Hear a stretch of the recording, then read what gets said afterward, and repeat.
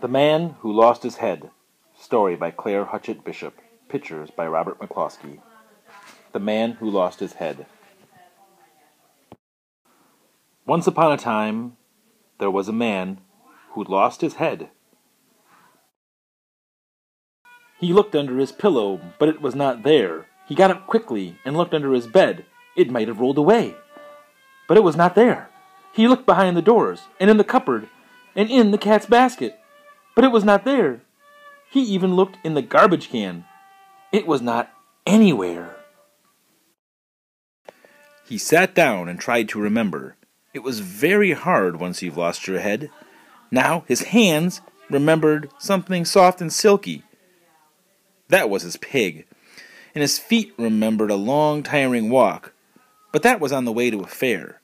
So the man came to know that much, that he has taken his pig to the fair.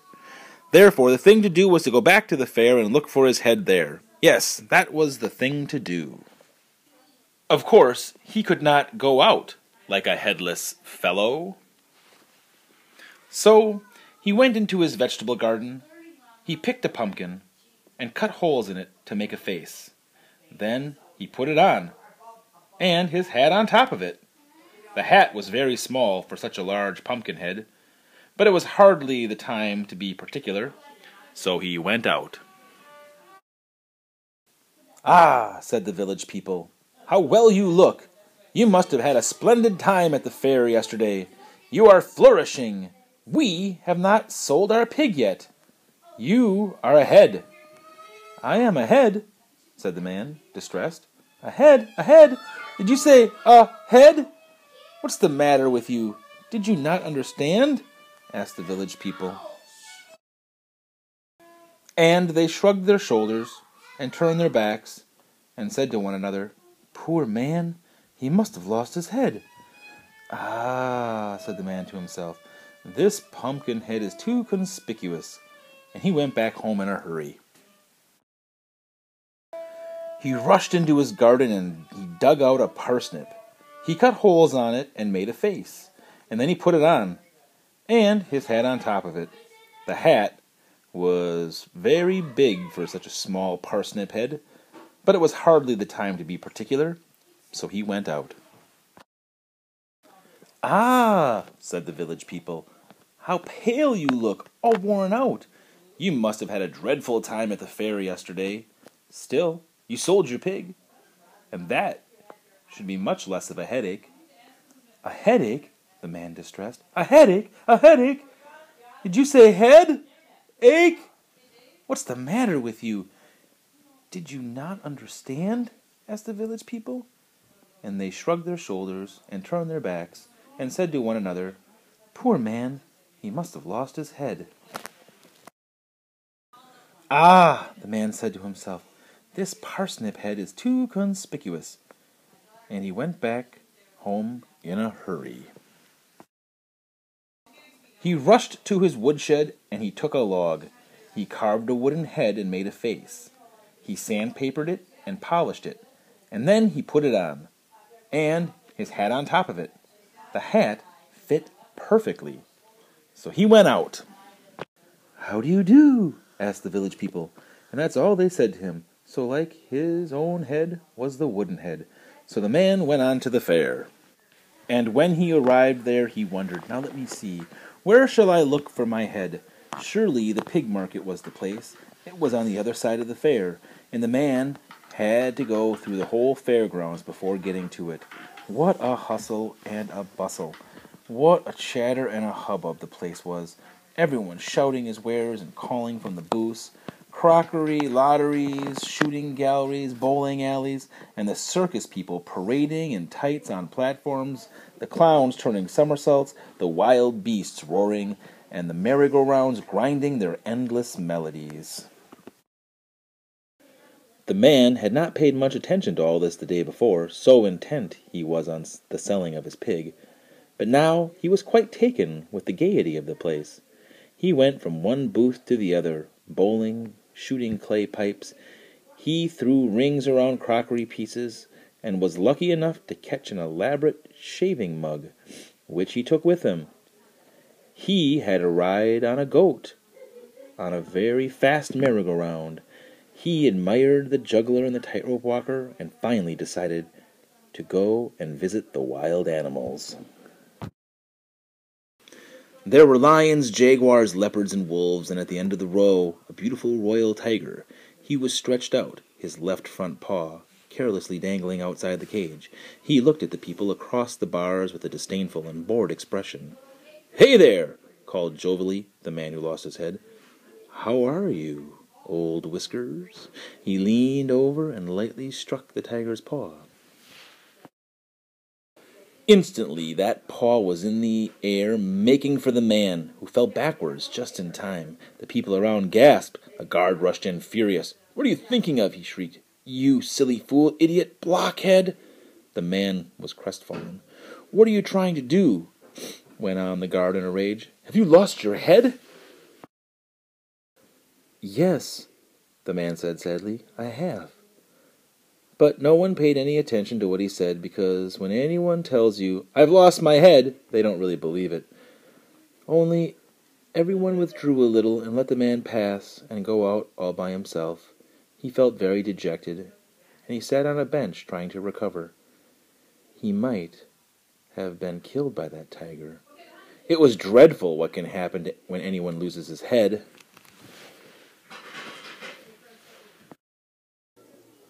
"Please, sir," said a boyish voice, "I heard what you had told the guard at the menagerie.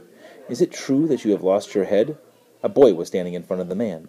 The boy's hair was tousled, his pants hung from strings, his bare feet showed through the holes of his shoes, but he looked like a kind-hearted and very bright boy. "Yes," the man answered, "it is true. I wish someone could help me find it. It's so very inconvenient, but nobody believes me." "I do," the boy said earnestly. "I think I can help you." "Really?" said the man, overjoyed. "You are the first understanding person I have met. But what makes you think you can help me?" "Oh," said the boy, "I can, because I'm headstrong. Everyone tells me so." "Now, sir, of course," he said, climbing on the bench next to the man, "the first thing I have to have is a detailed description of the lost object. That's always the way to start. What kind of head did you have, sir?" "A good one," the man said. "No use," snapped the boy. "Everyone says the same thing. First of all, how big? Like a pumpkin?" "No, no," the man said hastily. "Ordinary size." "And what shape?" the boy asked critically. "Longish? Like a parsnip?" "No, no," the man said hastily. "Rather round. Ordinary. Round," counted the boy on his fingers. "Color?" "Rather pink. Yes, pinkish. Ordinary, round, pinkish. Nose?" A little bulbous." "Ordinary, round, pinkish, bulbous nose. Eyes?" "Blue." "What kind?" asked the boy in a businesslike way. "Ultramarine, indigo, purple-winkle, cobalt, sky blue?" "Sky blue."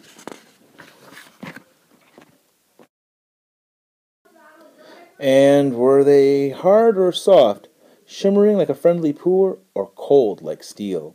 "I think they were soft and shimmery, like a friendly pool. At least, that's what I wanted them to be." "Ordinary, round, pinkish, bulbous nose, soft and shimmering sky-blue eyes," counted the boy. "We're getting somewhere." "And the eyebrows were bushy and sandy-colored, and—" "Wait a minute," said the boy. "Ordinary, roundish, pinkish, bulbous nose, soft, shimmering sky-blue eyes, sandy, bushy eyebrows, and curly hair. Much of it. Ordinary, round, pinkish, bulbous nose, soft, shimmery, sky-blue eyes, sandy, bushy eyebrows, opulent, curly hair." "You go in for big words," remarked the man. "I like them," said the boy. "What about the ears?" "A trifle too large," admitted the man. "Frequent," said the boy. "Let me see. Ordinary, round, pinkish, bulbous nose, soft and shimmery sky-blue eyes, sandy, bushy eyebrows, opulent, curly hair. Average ears, average ears. What about the mouth?" "Big enough," exclaimed the man gaily. "And what about the teeth?" the boy asked almost severely. "They cannot be neglected. All of them, and even, and healthy," said the man proudly. "Just what I thought," sighed the boy. "Just what I thought. And of course, no beard, mustache, whiskers. You shave." "How do you know?" inquired the man. Easy, said the boy. I can see that you chose a shaving mug for your prize. Now let's recapitulate. Ordinary, round, pinkish, bulbous nose, soft, shimmery, sky blue eyes, sandy, bushy eyebrows, opulent, curly hair, average ears, big enough mouth, and even healthy teeth. Ah, sir, said the boy sadly, such a fine head, and you lost it. How do you think your head feels about it? Badly, says the man. That's just it, said the boy. So there's no use looking for it. A head like that cannot be found. What? Shrieked the man. No, said the boy. We have to do something drastic. We have to conjure it back.